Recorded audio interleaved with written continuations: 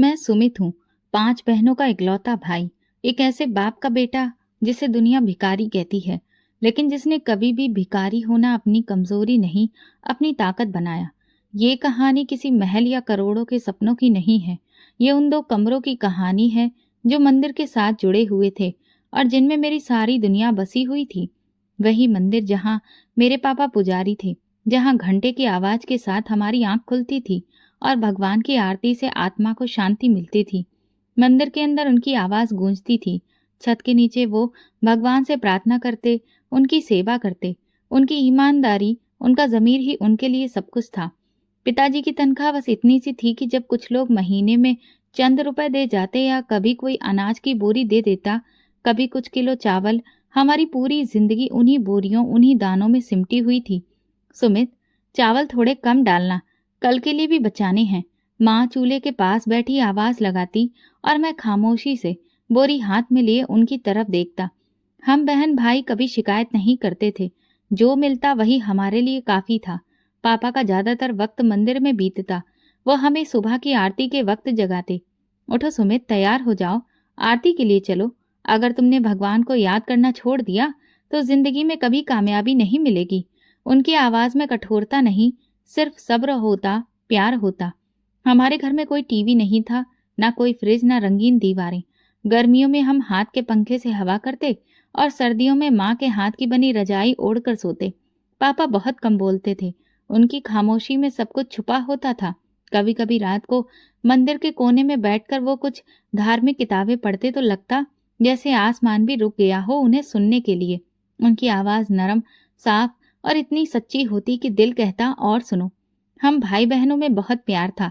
मेरी बड़ी बहन सिमरन माँ का हाथ बटा देती थी और सबसे छोटी बहन झिलमिल मेरे साथ बैठकर अपने स्कूल के किस्से सुनाती। भैया, आज टीचर ने कहा कि मैं क्लास की सबसे अच्छी बच्ची हूँ। वो खुशी से चहकती और मैं हंसकर कहता, तो कल मैं टीचर से मिलने आऊंगा। देखूं तो सही मेरी बहन कितना अच्छा काम करती है। घर छोटा था लेकिन दिलों में बहुत जगह थी। पापा अक्सर कहते, बेकारी उन्हें नहीं कहते जिनके बाल बिखरे हुए हों या जो फटे पुराने कपड़े पहनते हों।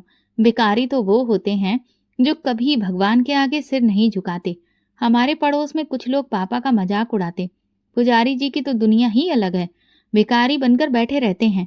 लेकिन मुझे पता था मेरे पापा को दुनिया से कोई लगाव नहीं था। वो तो दुनिया से ऊपर थे। एक दिन मैं मंदिर के आंगन में बैठा किताब पढ़ रहा था और पापा माला फेर रहे थे। मैंने अचानक पूछा, क्या हम हमेशा ऐसे ही रहेंगे, छोटे घर में, कम खाना, कम पहनना? उन्होंने माला पूरी करने के बाद मेरी तरफ देखा। उनकी आंखों में एक चमक थी, जैसे वो मेरी भावना को समझ रहे हों। उन्होंने मेरे सिर पर हाथ रखा और कहा, बेटा, भगवान ने हमें काम दिया है, लेकिन ईमानदारी का दिया है। अगर तुमने सच पर कायम रहना सीख लिया तो तुम्हें किसी महल की जरूरत नहीं पड़ेगी। तुम्हारा दिल खुद ही एक महल बन जाएगा। उस रात मैं सो नहीं सका। छत पर लेटकर आसमान को देखता रहा। ये कहानी वो नहीं है जो आपने पहले सुनी होगी। ये किसी फिल्म की कहानी नहीं है। ये मेरी जिंदगी की कहानी है और मेरे पापा की, जिन्हें दुनिया भिखारी समझती थी, लेकिन वो सबसे अमीर निकले। पिछली रात की बातें अभी भी मेरे मन में ताजा थी।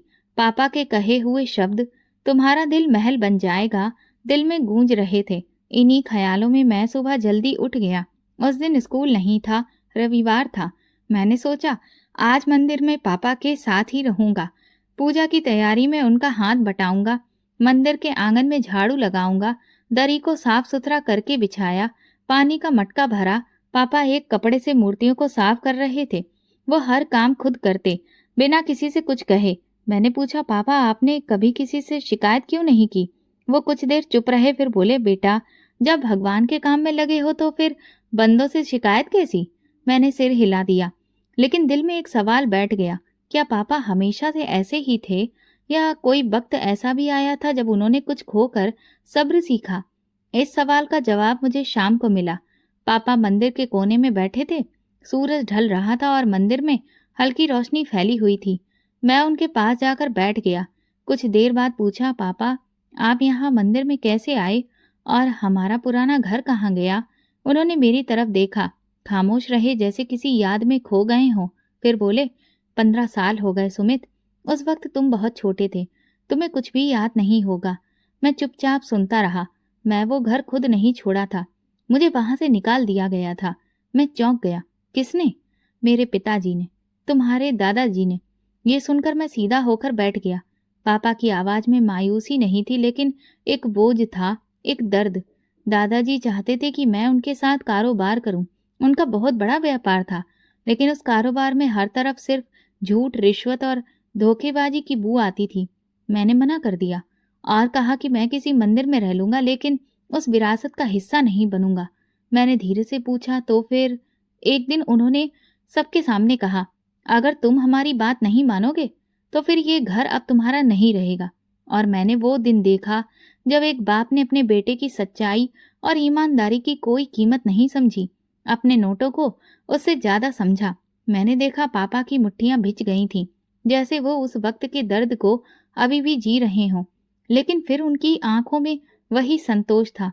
पर बेटा, वो दर्द, वो गरीबी आज हमारे लिए बरकत बन गई, क्योंकि मैंने सिर्फ मंदिर को नहीं अपनाया, मैंने उस रास्ते को अपनाया जो भगवान तक जाता है, और वो रास्ता कभी गुमराह नहीं करता। चाचा ने भी दादाजी का साथ दिया। उन्होंने कहा, ये पुजारी बनकर कमाएगा ही क्या?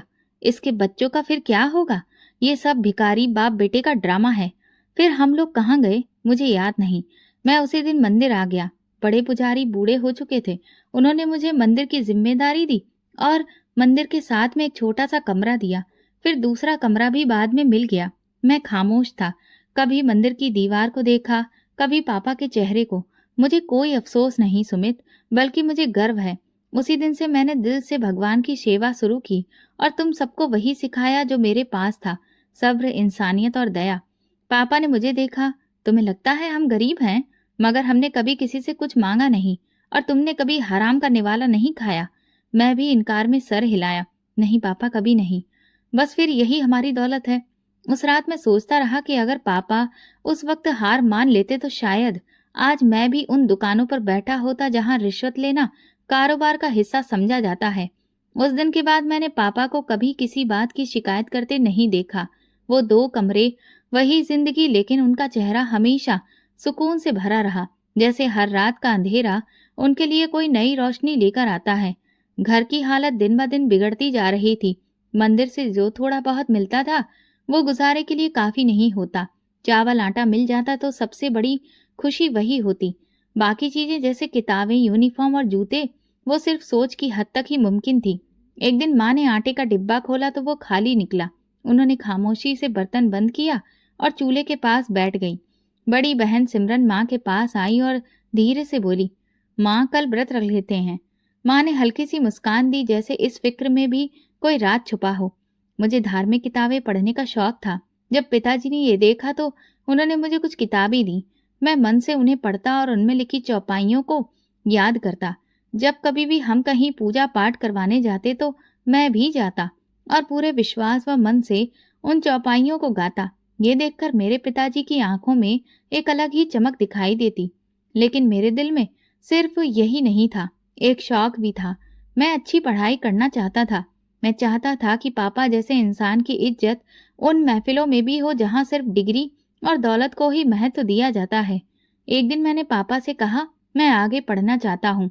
उन्होंने मुझे देखा, फिर बोले, हमारे हालात के बारे में तो तुम्हें पता है, लेकिन अगर तुम सच में चाहो तो मैं अपनी पूरी कोशिश करूंगा। अगले ही दिन हम एक सरकारी स्कूल में गए और वहां मेरा एडमिशन हो गया। जब मैं स्कूल से जल्दी वापस आया तो मंदिर में पापा नहीं थे। मालूम चला कि वे किसी की अंतिम यात्रा पर गए हैं। मैं मंदिर के बरामदे में बैठा पुरानी किताबें देखने लगा। एक कोने में पुराना लकड़ी का संदूक रखा था जो हमेशा बंद रहता था। पहली बार मैंने उसे खोलने के बारे में सोचा।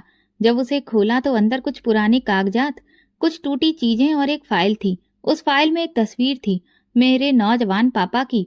साफ कपड़े, चेहरे पर विश्वास और पीछे किसी बड़ी बिल्डिंग का नजारा। एक चिट्ठी भी थी। चिट्ठी पर लिखा था, अगर तुमने हमारे कारोबार में शामिल ना होने की जिद इसी तरह से जारी रखी तो तुम हमारे बेटे नहीं हो सकते।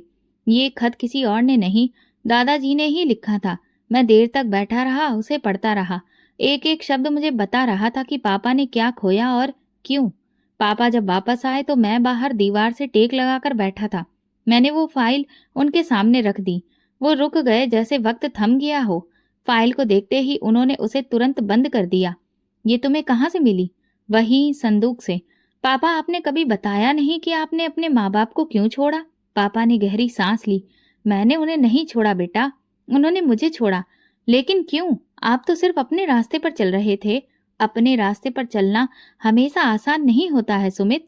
कई बार इसकी कीमत अपने ही लोगों से दूर होने की हालत में चुकानी पड़ती है। मैंने उस वक्त जब इनकार किया कि मैं इस जालसाजी के कारोबार का हिस्सा नहीं बनूंगा, तो मुझे सबने छोड़ दिया था। मेरे भाइयों ने, मेरे माँ बाप ने, यहाँ तक कि मेरे दोस्तों ने भी। मेरी पुरानी यादें भी अब मुझे अजनबी लगने लगीं। तो आपने हमें सबसे दूर रखा? हाँ, क्योंकि मैं नहीं चाहता था कि तुम वो सब देखो जो मैंने देखा। तुम्हारे सामने एक साफ रास्ता हो, चाहे वो कितना ही कठिन क्यों ना हो। उसी दिन के बाद मेरी नजरों में पापा सिर्फ एक पुजारी नहीं रहे, वो एक सिपाही बन गए थे जो बिना हथियार के एक ऐसी जंग लड़ चुके थे जो शायद हम जैसे लोग जीतने के बारे में सोच भी ना सकें। मैंने सिमरन दीदी से बात की। उन्होंने धीरे से बताया, जब हम छोटे थे तो पापा कई दिन परेशान रहते थे, चुपचाप अकेले में बैठे रहते थे। माँ कहती थी कि उन्हें अपने भाइयों की बातें याद आती होंगी, लेकिन पापा ने कभी कोई शिकायत अपनी जुबान पर नहीं लाई। उसी दिन रात को मैंने फैसला कर लिया, मुझे पापा के सब्र को उसका अंजाम देना था। मुझे पापा को साबित करके दिखाना था कि उनका बेटा वो नहीं जो सिर्फ अच्छे नंबर लाता है, बल्कि वो भी है जो उनके सब्र का परिणाम बन सके। अगले दिन स्कूल में एग्जाम की डेट बता दी गई। मैंने पढ़ाई में दिन रात एक कर दिया। स्कूल के मंदिर में बैठकर खुद को साफ सफाई की चीजों में व्यस्त रखना, धार्मिक किताबें पढ़ना, ये सब जारी रखा। एक दिन मेरे टीचर ने कहा, सुमित, तुम सिर्फ मेहनती नहीं हो, तुम्हें काबिलियत भी है। तुम अपने जैसे बच्चों के लिए एक मिसाल बन सकते हो। मैंने खामोशी से सिर झुका लिया, लेकिन दिल में कुछ और ही चल रहा था। ये सब कामयाबियां मेरी नहीं थीं, ये पापा के सब्र की कमाई थी जो मैं आगे लेकर जाना चाहता था। कुछ हफ्ते बाद रिजल्ट आया। मेरा नाम फिर सबसे ऊपर था। प्रिंसिपल ने मुझे बुलाकर कहा, अगर तुम इसी जज्बे से बढ़ते रहे तो एक दिन बहुत आगे जाओगे। रिजल्ट आने के बाद स्कूल में सबकी नजरें मुझ पर थीं, लेकिन मेरी नजर सिर्फ एक इंसान को ढूंढ रही थी, पापा।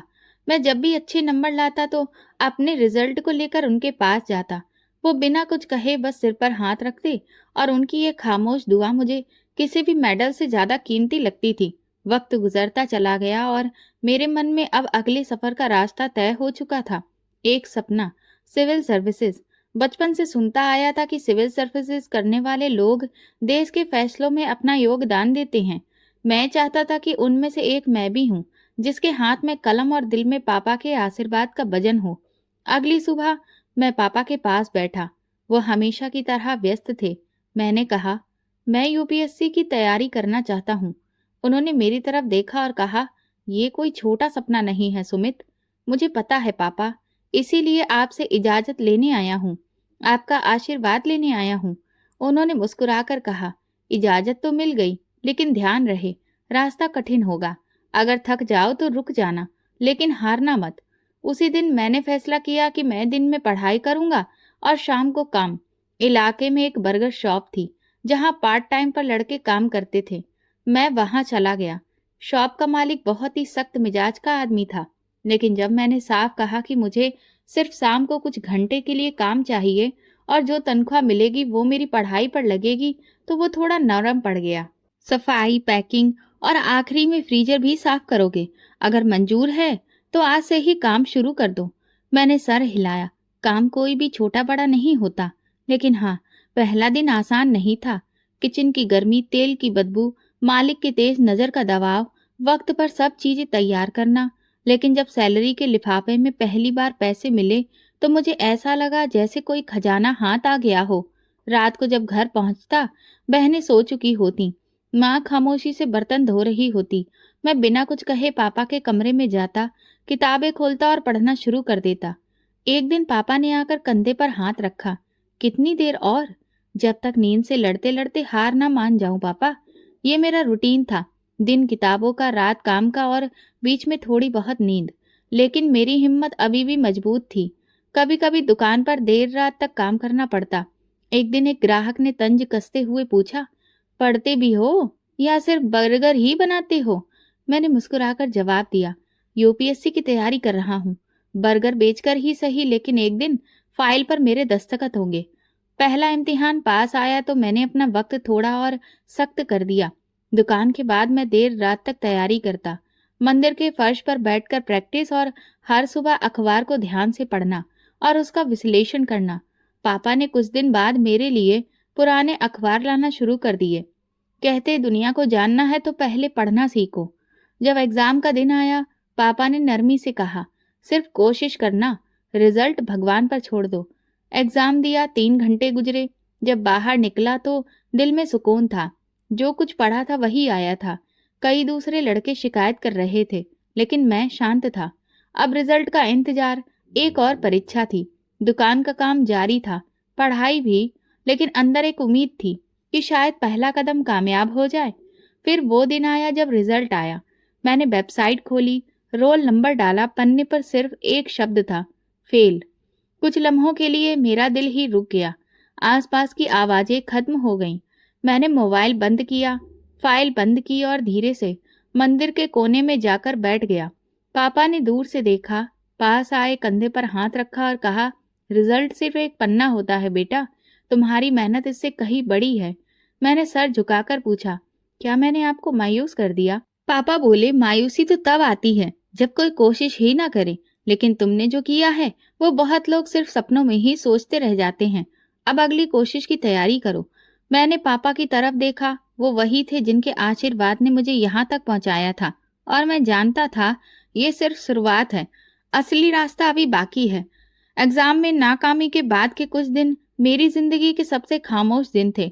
बर्गर शॉप पर काम करता रहा, किताबें खोलकर बैठता रहा, लेकिन वो पहले जैसी तमन्ना अब बाकी नहीं रही। कुछ लम्हे ऐसे भी आए जैसे लगने लगा शायद सपनों का बोझ कंधों से भी ज्यादा भारी है। दुकान में एक दिन एक साथी ने पूछा, अब क्या इरादा है? छोड़ दो ये सब। मैंने सिर्फ इतना कहा, मैं कुछ भी छोड़ दूं, लेकिन पापा का भरोसा नहीं छोड़ सकता। उसी दिन पापा चुपचाप चारपाई पर लेटे थे। मैं थोड़ा हिम्मत करके उनके पास गया और कहा, पापा, मैं फिर से कोशिश करना चाहता हूँ।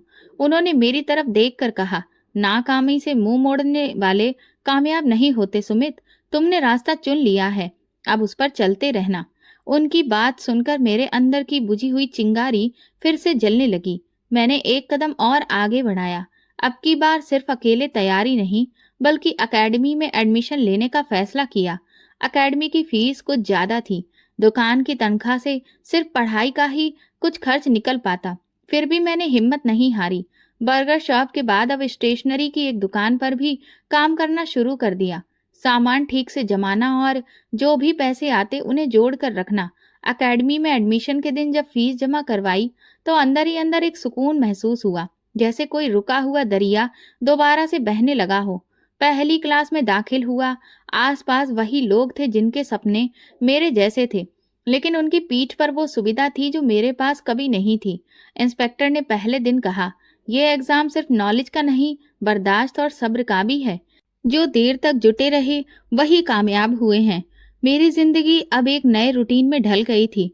सुबह जल्दी उठकर पढ़ाई, दिन में एकेडमी, शाम को बर्गर शॉप, और फिर देर रात तक घर जाकर रिवीजन।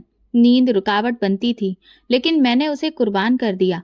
एक दिन माँ ने कहा, बेटा, थक तो नहीं जाते हो? मैंने मुस्कुराकर जवाब दिया, शरीर थक जाता है माँ, लेकिन सपने थकने नहीं देते। एकेडमी के एक टीचर ने मेरी लगन को महसूस कर लिया। एक दिन नमन सर ने कहा, तुम्हारी बातों में खामोशी है, लेकिन आंखों में लड़ने की हिम्मत है। तुम हो जो दुनिया को हैरान कर सकते हो, बस देर मत करना। मेरे लिए ये शब्द किसी अवार्ड से कम नहीं थे। मैं हर टेस्ट में अपनी पोजीशन बेहतर करता रहा। हर लेक्चर में पहली कतार में बैठता। कभी दुकान से देर हो जाती तो अगले दिन नोट्स मांगकर पूरा करता। एकेडमी के आखिरी महीने बहुत सख्त गुजरे। मैंने चाय से दोस्ती कर ली और नींद से दुश्मनी। मंदिर के फर्श पर देर रात तक पढ़ना अब मामूली बात बन गई थी। कभी कभी पापा चुपचाप मेरे पास आकर बैठ जाते, कुछ नहीं कहते, बस मेरी आंखों में झांकते और फिर चले जाते। उनकी ये खामोशी मुझे थमने नहीं देती थी। एकेडमी खत्म होने के बाद मेरे पास सिर्फ 1 महीना था। दूसरी बार यूपीएससी का एग्जाम देने के लिए मैंने दुकान से छुट्टी ले ली थी। अब दिन का हर एक पल कीमती लगता। माँ अक्सर मेरे लिए चाय बनाती और दरवाजे के पास रख देती। एक दिन बोली, तुम पापा की तरह हो, कम बोलते हो, ज्यादा सहते हो। मैंने हंसकर कहा, आपका आशीर्वाद हो तो सहना भी आसान लगता है। एग्जाम के दिन पास आए, मैंने सारे नोट्स दोहराना शुरू कर दिया। पापा मुझे देखकर सिर्फ एक प्रार्थना करते, भगवान तुम्हें इसी तरह से कामयाबी दे, तुम्हें सद्बुद्धि दे। मैंने उस दुआ को दिल से पकड़ लिया जैसे उसमें ही मेरी सारी हिम्मत छुपी हो। दूसरी बार इम्तिहान का दिन आया। मैं सुकून में था। इस बार मैंने अपनी हर कमजोरी पर कंट्रोल किया था। बाकी अब भगवान की मर्जी थी।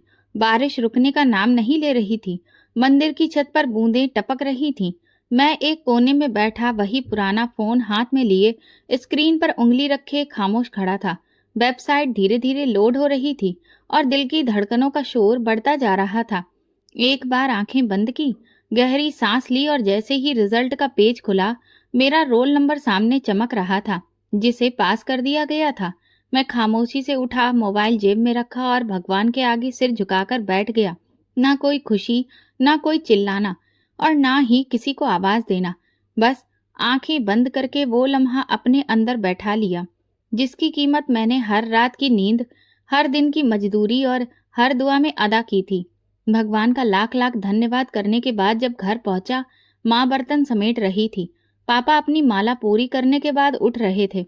मैं सीधा उनके पास गया और चुपचाप उनके सामने बैठ गया। उन्होंने मुझे देखा, फिर बोले, रिजल्ट आ गया? मैंने धीरे से कहा, हाँ पापा, मैं पास हो गया। भगवान का शुक्र है।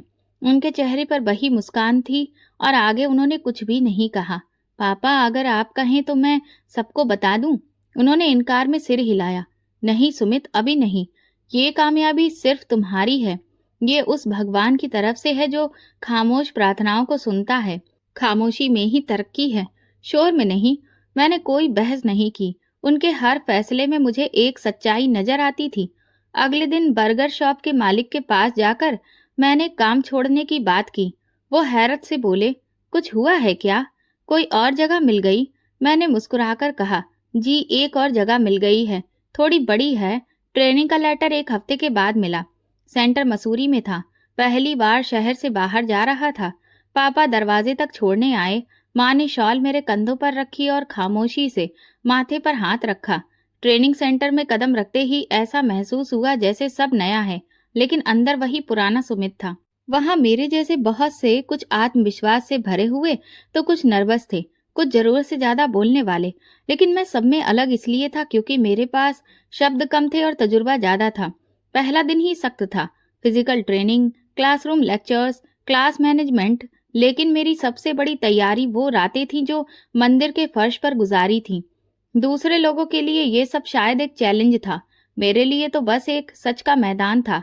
ट्रेनिंग पूरी होते ही मेरी पोस्टिंग का लेटर मिला हाथ में। कहाँ पर मिली, उससे ज्यादा दिल किसी और ही खुशी से डूबा था। ये वही मुकाम था जिसके बारे में मैंने मन से कहा था कि किसी दिन हमारी छत पक्की होगी और हमारे पापा की आंखों में सुकून होगा। वापसी पर जब घर पहुंचा तो माँ दरवाजे पर खड़ी थी। उन्होंने शॉल पकड़ी और पापा पिछले कमरे से निकले। मैंने कागज उनके हाथ में दिया। वो कुछ देर उसे देखते रहे, फिर खामोशी से अंदर जाकर भगवान के चरणों में रख दिया।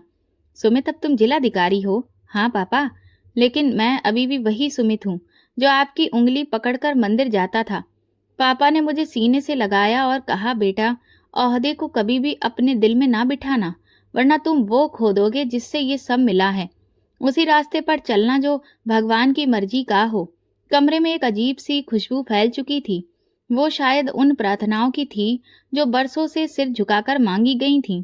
मैंने पापा से कहा, आप और माँ शहर आ जाइए, नया घर मिल गया है, बड़ी जगह है। पापा ने इनकार कर दिया। ये मंदिर ही मेरी दुनिया है सुमित। तुम्हारा हर कामयाब कदम ही मेरे लिए नई दुनिया है। मैंने कुछ नहीं कहा। कामयाबी का सूरज निकल चुका था, लेकिन रोशनी वही थी जो पापा की आंखों से आ रही थी। और मैं जानता था, मैं चाहे किसी भी कुर्सी पर बैठा हूँ, मेरे कंधे पर जो हाथ है वो वही मेरी असली ताकत है। कुछ हफ्ते हो चुके थे। मैं अपनी नई जिम्मेदारियों में पूरी तरह व्यस्त हो चुका था। ऑफिस, फील्ड, इंक्वायरी और इन सबके बीच कहीं वो मंदिर, वही छत, वही दो कमरे मन में ताजा रहते। रोजाना फाइलों के बीच जब कभी थकान महसूस होती, मैं आंखें बंद करके पापा के मंदिर में बैठी तस्वीर अपने मन में ले आता और सब ठीक हो जाता। एक दिन ऑफिस से वापसी पर पापा दरवाजे पर खड़े मिले। चेहरे पर संजीदगी थी। कुछ बात करनी है सुमित। हम बैठे। माँ चुपचाप पानी ले आई और फिर दरवाजे के पास बैठ गई। पापा ने धीरे से कहा, मोहल्ले का एक पुराना जानने वाला मिला था। उसने बताया कि तुम्हारे दादाजी बीमार हैं, उन्हें पैरालिसिस हो गया है। मैंने उनकी तरफ देखा। चलिए पापा, उन्हें देख आते हैं। शायद अब उनका दिल बदल गया हो। पापा खामोश रहे। कुछ पल बाद बोले, मैं नहीं जानता कि उनके दिल में मेरे लिए कुछ बचा है या नहीं, लेकिन तुम कहोगे तो चलेंगे। अगली शाम हम दोनों रवाना हुए। पहली बार मैं उस घर में जा रहा था जहां से पापा को निकाला गया था। रास्ते में पापा ज्यादातर खामोश रहे। मैं उनकी खामोशी को सुनने की कोशिश करता रहा, लेकिन वो किसी किताब की ऐसी सतह थे जो पढ़ी जा चुकी हो, लेकिन फिर भी याद ना हो। बंगला बहुत बड़ा था। गेट के बाहर एक चौकीदार खड़ा था। उसने हमें देखा और अंदर जाकर जानकारी दी। कुछ देर बाद एक नौकर बाहर आया और कहा, अंदर आ जाइए, बड़े साहब कमरे में हैं। हम अंदर दाखिल हुए। हर दीवार पर कीमती फ्रेम, हर कमरे में महंगा फर्नीचर, लेकिन एक अजीब सा अजनबीपन का एहसास। पापा की नजरें झुकी हुई थीं। मैं उनके साथ कदम मिलाकर चल रहा था। ड्राइंग रूम में दाखिल होते ही दादाजी व्हीलचेयर पर बैठे नजर आए। चेहरा कमजोर था, आवाज नहीं निकल रही थी। एक तरफ चाचा सोफे पर बैठे थे। हमें देखते ही उनके चेहरे पर वही पुराना तंज उभरा। ओहो पुजारी साहब, अब तो बेटा अधिकारी बन गया है। तो क्या आप पिताजी की याद आ गई? पापा खामोश खड़े रहे। मैं आगे बढ़ा।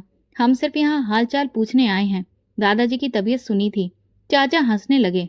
तो यहाँ क्या कर लोगे? कोई झाड़ फूक करोगे जो दवा का काम कर देगी?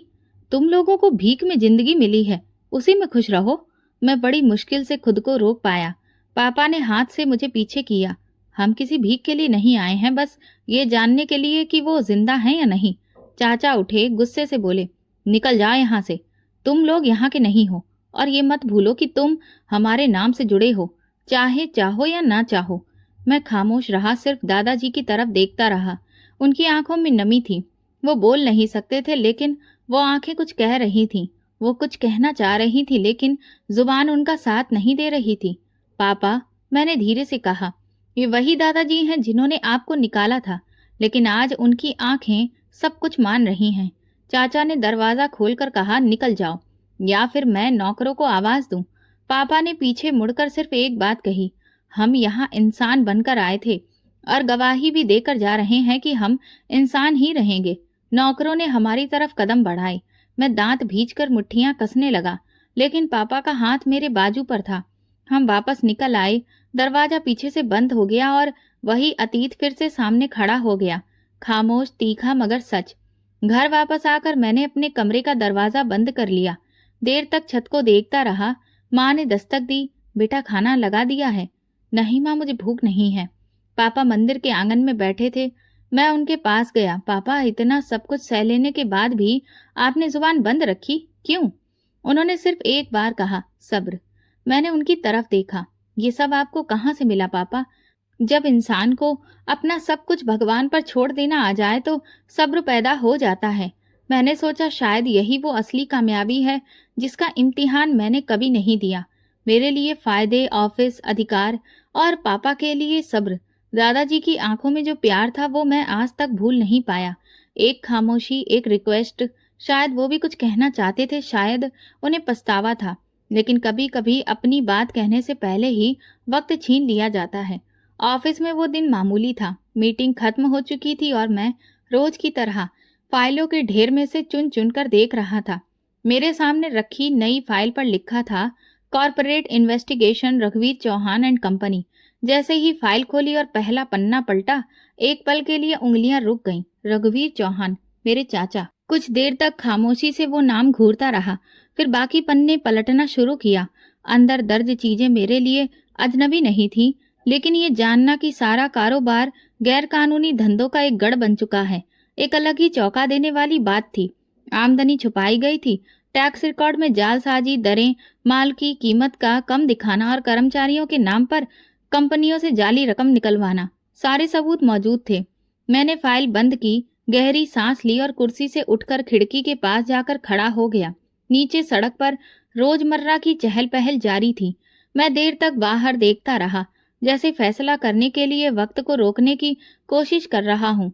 फिर खुद से कहा, ये वही रघुवीर चौहान है जिसने पापा को धक्का देकर दरवाजे से बाहर निकाला था, लेकिन मेरे सामने अब एक रिश्तेदार नहीं, एक मुजरिम है। उसी पल एंटी करप्शन विंग से बात की, पुलिस के सीनियर अफसर को भी साथ रखा। छापा कल सुबह डाला जाएगा, सारी टीम वक्त पर पहुंचेगी, दस्तावेज सारे पूरे हैं। जी सर, तैयार रहेंगे, अफसर ने तुरंत जवाब दिया। अगली सुबह मैंने सरकारी गाड़ी नहीं ली, साधारण कपड़े पहने टीम के साथ खुद चला। चाचा के ऑफिस के बाहर खड़े होकर मैं आखिरी बार सारे कागजों को देखा। सब कुछ साफ था। ऑफिस के गेट पर पहुंचते ही मैंने हाथ से इशारा किया, अंदर जाइए, बाहर का रास्ता बंद कर दीजिए। कोई कागज, कोई भी बंदा बाहर नहीं जाना चाहिए। हम जैसे ही अंदर दाखिल हुए, चाचा सामने टेबल पर बैठे सिगरेट सुलगा रहे थे। दरवाजा खुला तो उन्होंने चौंक कर हमारी तरफ देखा। अरे ये कौन है? फिर मुझे पहचानते ही तंज भरे अंदाज में बोले, ओ भिखारी का बेटा, तुम यहाँ क्या कर रहे हो? मैं आगे बढ़ा, खामोशी से फाइल उनके सामने रखी। ये क्या बकवास है? किसकी इजाजत से तुम अंदर आए हो? ये मेरा ऑफिस है, कोई बाजार नहीं। पुलिस और एंटी करप्शन टीम अंदर आ चुकी थी। एक ऑफिसर ने चाचा को नोटिस पकड़ाया। ये सर्च वारंट है, आपके खिलाफ सरकारी रिकॉर्ड में जालसाजी और पैसों के हेर फेर का इल्जाम है। चाचा का चेहरा लाल हो गया। तुम होते कौन हो मुझे गिरफ्तार करने वाले? मैं शांत स्वर में बोला, मैं जिला अधिकारी सुमित चौहान, मैं कानून का रखवाला हूँ। कुछ पलों के लिए कमरे में खामोशी फैल गई। चाचा ने ठहाका लगाया, ये दिन भी देखना था कि मेरे भाई का बेटा मुझे हथकड़ी लगवाएगा। मैंने पीछे खड़े ऑफिसर को देखा। कार्रवाई शुरू करिए, सारे कंप्यूटर फाइल्स और बैंक स्टेटमेंट जब्त कर लीजिए। चाचा भड़क उठे, मैं तुम्हें देख लूंगा, तुमने गलत वक्त चुना है। सुमित, मैंने सिर्फ एक जवाब दिया, आपका वक्त अब खत्म हो चुका है चाचा। यह आपके जुल्म का नहीं, इंसाफ का वक्त है। कुछ लम्हों में ऑफिस के अंदर अफसरों ने कब्जा जमा लिया। कंप्यूटर बंद किए गए, फाइल्स पैक की गई और स्टाफ से अलग अलग पूछताछ शुरू हो गई। चाचा को पुलिस साथ ले जाने लगी तो वो फिर बोले, मेरे बाप का नाम जानते हो? तुम्हारा खून हमसे है। मैंने उनकी तरफ देखा। मेरा खून सच्चाई का पाबंद है, रिश्ता सिर्फ सच के साथ है। चाचा को गाड़ी में बिठाया गया, दरवाजा बंद हुआ और काफिला रवाना हो गया। वापस ऑफिस जाकर मैंने मंदिर का रुख किया और भगवान के आगे सिर झुकाकर उनका धन्यवाद दिया कि मुझे आज वो दिन दिखाया जिसमें मैंने सच्चाई का साथ निभाया, चाहे उसकी कीमत रिश्ता ही क्यों ना हो। शाम को पापा दरवाजे पर बैठे थे, उन्हें सब कुछ पता चल चुका था। मैं खामोशी से उनके पास गया। उन्होंने मेरी तरफ देखा। पता चला तुमने इंसाफ किया है? हाँ पापा। कुछ देर चुप्पी। पापा क्या? नहीं। लेकिन उनकी आंखों में एक पुराना मंजर आ गया था, जब हमें धक्के देकर निकाला गया था। पापा कुछ पल चुप रहे, फिर बोले, तुमने वो किया जो मैं नहीं कर सका, लेकिन गर्व इस पर नहीं है, बल्कि गर्व इस पर है कि तुमने वो सब कुछ कानून के दायरे में रहकर किया। यही वो मुकाम है जहां ताकत की असली आजमाइश शुरू होती है। मैंने कहा, ये ताकत सिर्फ आपकी दी हुई परवरिश की वजह से है पापा। इंसाफ का लम्हा गुजर चुका था, लेकिन मैं जानता था कि उसके असर अभी भी बाकी हैं। ये वो मौका था जहां जज्बात नहीं, उसूल जीते हैं, और मैं चाहता था कि आने वाले हर दिन में यही उसूल बाकी रहें। ऑफिस में सबकी नजरें मेरे चेहरे पर थी। कल की रेड की खबर पूरे जिले में फैल चुकी थी। कुछ लोग हैरान थे, कुछ इम्प्रेस, और कुछ सिर्फ तमाशा देख रहे थे। मेरे लिए ये सिर्फ एक कार्रवाई नहीं थी, ये मेरी जमीर का फैसला था। एंटी करप्शन टीम ने सारे रिकॉर्ड जमा कर लिए थे, बैंक स्टेटमेंट, जाली रसीदें और वो कागजात जो बरसों तक छुपाए गए थे। अब हर चीज सामने थी। अब कार्रवाई का अगला कदम बाकी था, बाकायदा गिरफ्तारी। अदालत के कमरे में पेशी का वक्त तय हुआ। मैं सुबह से अदालत में मौजूद था। पुलिस चाचा को जाल से बंद गाड़ी में लेकर पहुंची।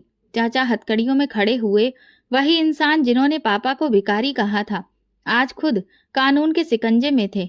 अदालत में केस पेश किया गया। सरकारी वकील ने सबूत रखे, दस्तावेज पढ़कर सुनाए गए, बैंक रिकॉर्ड अदालत के सामने रखे गए। चाचा के वकील ने कोशिश की कि उन्हें कमजोर दिखाया जाए, लेकिन सबूत बोल रहे थे। जज ने कुछ लम्हों की खामोशी के बाद कहा, तमाम सबूतों को देखते हुए मुलजिम रघुवीर चौहान को रिमांड पर लेने के लिए एंटी करप्शन टीम के हवाले किया जाता है। चाचा को वापस ले जाया गया। जाते जाते उन्होंने एक बार फिर पीछे मुड़कर कहा, सुमित, तुमने आज एक दिन की जीत हासिल की है, लेकिन परिवार में दरार पैदा कर दी है। मैंने कोई जवाब नहीं दिया, सिर्फ गर्दन झुकाकर अदालत से बाहर निकल आया। ऑफिस वापस पहुंचा तो मेज पर एक चिट पड़ी थी। वो पापा का लिखा हुआ था, तुम्हारा हर फैसला सच पर हो तो तुम समझो कि जीत गए, चाहे लोग तुमसे कुछ भी कहें। पापा, ये एक कागज मेरे लिए किसी भी अदालत के फैसले से बड़ा था। मैंने वो चिट अपनी डायरी में रख ली और खुद को याद दिलाया कि ये लड़ाई किसी पर्सनल दुश्मनी की नहीं बल्कि उसूलों की है। मैं खामोशी से ऑफिस से बाहर निकल आया। रास्ते में मंदिर की तरफ मुड़ गया। पापा बाहर ही बैठे थे। मैं खामोशी से पास गया। पापा, फैसला हो गया है। उन्होंने सिर हिलाया। मैं जानता हूँ, चाचा ने सब कुछ मान लिया है। तो आप क्या महसूस कर रहे हो? जीत तो वही है जो दिल का बोझ हल्का कर दे, और आज दिल हल्का है। पापा बोले, याद रखो बेटा, तुमने जो किया वो सिर्फ एक गिरफ्तारी नहीं थी। तुमने खुद पर काबू पाया। ताकत के साथ संकल्पों को कायम रखना मुश्किल होता है, लेकिन तुमने ये कर दिखाया।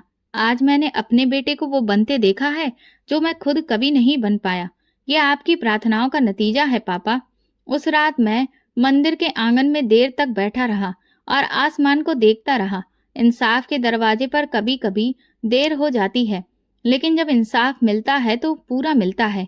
कुछ दिन गुजरे, ऑफिस की मशरूफियत जारी थी, लेकिन मन बार बार एक ही चेहरा याद करता था, दादाजी का, जो खामोशी से व्हीलचेयर पर बैठे हमें देखते रहे थे, कुछ कहे बिना। उनकी आंखों में जैसे कोई बोझ था जो वो अपनी जुबान से कह नहीं सके। उस दिन मैं रोजाना से कुछ पहले ही घर आ गया। माँ ने बताया, तुम्हारे दादा आए थे सुमित, पापा ने उन्हें अंदर बुला लिया है। मैं चौंक गया। अकेले आए? नहीं, नौकर उनके साथ था। और पापा खामोश बैठे रहे। तुम्हारा जिक्र भी किया। मैं तेजी से अंदर गया। कमरे में पापा के सामने दादा व्हीलचेयर पर बैठे थे। मेरे कदमों की आहट पर पापा ने नजर उठाई। बैठो सुमित। दादाजी ने हाथ से इशारा किया कि मुझे अपने पास बुलाएं। मैं खामोशी से उनके पास जाकर उनके कदमों में बैठ गया। उनकी आंखें मेरी तरफ थीं। आवाज फिर भी नहीं निकल रही थी, लेकिन चेहरे के एक्सप्रेशन बदल रहे थे। कमरे में सन्नाटा था। दादाजी ने धीरे से मेरी कलाई पकड़ी और उंगलियों से मेरी हथेली पर धीरे धीरे कुछ लिखा। विद्वान, ये उनके होठों से बड़ी मुश्किल से निकला। वो कुछ और कहना चाहते थे। पापा ने पास जाकर उनकी पीठ सहलाई और कहा, कहिए पापा, आपके बेटे हैं, आप जो कहेंगे सुमित वही सुनेगा। दादाजी ने गहरी सांस ली और नजर मेरी तरफ टिका दी। कुछ पल बाद मैंने धीरे से कहा, दादाजी, अगर आप ये चाहते हैं कि चाचा को रिहाई मिल जाए तो फिर एक शर्त है। पापा ने चौंक कर मेरी तरफ देखा, लेकिन मैं बात पूरी कर चुका था। अगर वो माफी मांगेंगे तो माफी मिल भी सकती है। दादाजी की आंखों में नमी तैरने लगी। शायद वो यही सुनना चाहते थे, शायद वो इसी उम्मीद में यहाँ आए थे। दादाजी ने हाथ ऊपर उठाया और आसमान की तरफ इशारा किया, जैसे गवाह बना रहे हों। मैं वादा करता हूँ दादाजी, अगर चाचा ने खुद ये कबूल कर लिया कि वो गलत थे, तो फिर मैं अपने अधिकारों का इस्तेमाल करूंगा, लेकिन इंसाफ से पीछे नहीं हटूंगा। पापा ने मेरी बात पर कोई एतराज नहीं किया। वो देर तक दादाजी की आंखों में देखते रहे, फिर धीरे से बोले, अब ये वक्त गले लगने का है, हिसाब चुकाने का नहीं। पहली बार मैंने पापा को अपने पिता का हाथ पकड़ते देखा। गले लगाते हुए उनके आंसू पहली बार बाहर निकले। मंदिर का वो पुजारी जिसने दुनिया के हर ताने खामोशी से सहे, आज अपने बाप के सामने खड़े थे, बिना किसी गिले शिकवे के। दादाजी ने पापा के कंधे को थपथपाया, जैसे बरसों का बोझ उतार दिया हो। अगली सुबह मैंने चाचा से जेल में मुलाकात की इजाजत ली। वो एक कमरे में बैठे हुए थे, चेहरा थका हुआ, कपड़े साधारण और आंखें लाल, जैसे गुरूर की इमारत अब अंदर से गिर चुकी हो। मैं सामने कुर्सी पर बैठा। कुछ पल खामोशी रही, फिर वो बोले, सोचा नहीं था कि एक दिन तुमसे इस तरह मिलेगा। किसी का सोचा हुआ जरूरी नहीं होता चाचा, असली बात वो है जो हमने किया होता है। वो सिर झुकाकर बोले, मैंने तुम्हारे पापा के साथ ज्यादती की, तुम सबके साथ भी। दौलत के नशे में जो कुछ भी कहा किया, आज सब आंखों के सामने घूम रहा है। मैं सीधा होकर बोला, मैं चाहता हूं कि आप खुद अदालत में अपना बयान रिकॉर्ड कराएं और लिखकर माफी भी मांगे। सिर्फ तभी मैं अपने अधिकारों का इस्तेमाल करके आपकी रिहाई की सिफारिश कर सकता हूँ। चाचा ने नजरें झुका ली, फिर धीरे से बोले, मुझे माफी नहीं, मौका चाहिए। मैं हर वो बात मानने को तैयार हूँ जिससे मेरे जमीर को सुकून मिले। उसी शाम वकील के सामने उनके बयान दर्ज हुए। उन्होंने वो सब माना जो फाइलों में लिखा था और उससे भी बढ़कर जो कभी कहा नहीं गया था। कुछ दिनों में कानूनी कार्रवाइयां पूरी हो गईं। मैंने सिफारिश का खत लिख दिया और एक शर्त रखी कि रिहाई के बाद चाचा को पब्लिकली अपनी माफी की घोषणा करनी होगी। चाचा की रिहाई का दिन साधारण था, लेकिन हर आंख में एक अलग इंतजार था। पापा मंदिर के दरवाजे पर खड़े थे और दादाजी उनके बगल में व्हील चेयर पर बैठे थे और मैं कुछ दूरी पर। गाड़ी जैसे ही मंदिर के सामने रुकी, दरवाजा खुला। चाचा बाहर निकले। उनका चेहरा साधारण थका हुआ था, लेकिन पहली बार उनकी आंखों में कुछ बदला बदला सा था। कदम आगे बढ़ाया पापा ने। कोई शब्द नहीं कहा, बस आगे बढ़कर अपने छोटे भाई को गले लगा लिया। चाचा ने थोड़ा हिचकिचाकर पीठ थामी और फिर खामोशी से पापा के कंधे पर सिर रख दिया। उन पलों में बरसों की दूरी शायद सिर्फ एक आलिंगन में खत्म हो गई। उस दिन के बाद अक्सर चाचा मंदिर आने लगे। कभी मंदिर की साफ सफाई में मदद करते तो कभी मंदिर में आने वाले गरीब बच्चों को खाना खिलाते, पानी पिलाते। वो वही थे, लेकिन उनका अंदाज अब बदला हुआ था। किसी भी बात में सख्ती नहीं, किसी भी अंदाज में गुरूर नहीं। एक दिन वो पापा के पास बैठे और बोले, भैया, मैंने जो भी किया उसकी माफी शब्दों में नहीं है, बल्कि अमल से ही मुमकिन होगी। पापा ने सिर्फ इतना कहा, रिश्ते अमल से ही बनते हैं और बिगड़ते हैं। लेकिन अभी देर नहीं हुई है। अब घर का माहौल पूरी तरह से बदल चुका था। दादाजी की तबीयत अभी भी नाजुक थी, लेकिन अब दिल हल्का हो चुका था। जिंदगी आगे बढ़ती गई। पापा अभी भी मंदिर में रहते थे। शहर में बड़ा घर हो गया था, लेकिन फिर भी वो अपना कमरा नहीं छोड़ते थे। मैंने उनसे कई बार कहा, आप यहाँ आ जाइए, अब सब कुछ बदल गया है। उन्होंने मुस्कुराकर कहा, सब कुछ तुम्हारे लिए बदला है, लेकिन मेरे लिए भगवान का दिया हुआ वही कमरा काफी है। दादाजी की तबीयत दिन ब दिन कमजोर होती गई। एक दिन मैं उनके पास गया तो वो धीरे से बोले, सुमित, अगर मैंने तुम्हें पहले पहचान लिया होता तो शायद मेरी जिंदगी कुछ अलग होती। मैंने उनका हाथ पकड़कर कहा, दादाजी, अब जो होना तो वो हो गया, लेकिन अब सिर्फ ये देखना है कि आगे हम क्या करते हैं। चाचा अब अक्सर आते, ऑफिस की फाइलें साफ करवाते, पुराने कर्ज चुकाने के बारे में बात करते और कहते, मैं तुम्हारा मोहताज हूँ सुमित। नहीं चाचा जी, आप मेरे पिताजी की उम्र के हैं। अब ये रिश्ता हिसाब का नहीं है, लेकिन दिल के कोने में वो पुराने लम्हे अभी भी जिंदा थे जब हमें घर के दरवाजे से धक्का दिया गया था, जब माँ ने कई दिन तक सिर्फ चावल उबाल कर गुजारा किया था, जब सिमरन दीदी ने किताबें कपड़े में लपेट कर स्कूल जाना सीखा था। मैंने सब कुछ माफ कर दिया था, लेकिन कुछ चीजें याददाश्त से कभी भी नहीं निकलती और शायद निकलनी भी नहीं चाहिए। आज बरसों बाद मैं अपने ऑफिस में बैठा ये सब लिख रहा हूँ। टेबल पर एक तरफ पापा की तस्वीर है, दूसरी तरफ मेरे बेटे का स्कूल बैग, जैसे कि ये भगवान का आशीर्वाद हो। मैं सोचता हूँ मेरे पापा कोई भिखारी नहीं थे, बल्कि वो दिल से अमीर थे और मैं सिर्फ उनका बेटा हूँ। सच्चाई, सब्र और जमीर का रास्ता कठिन जरूर होता है, मगर अंजाम हमेशा कामयाबी और इज्जत होता है। असली दौलत रिश्तों की मिठास और किरदार की अमीरी है, ना कि माल और दौलत की चमक। अगर आपको दोस्तों हमारी कहानी पसंद आई हो तो कमेंट करके जरूर बताएं। वीडियो को लाइक करें और ज्यादा से ज्यादा शेयर करें। अगर आप चैनल पर नए हैं तो सब्सक्राइब जरूर करें और नोटिफिकेशन बेल दबाएं ताकि अगली अपडेट सबसे पहले आपको मिले। धन्यवाद।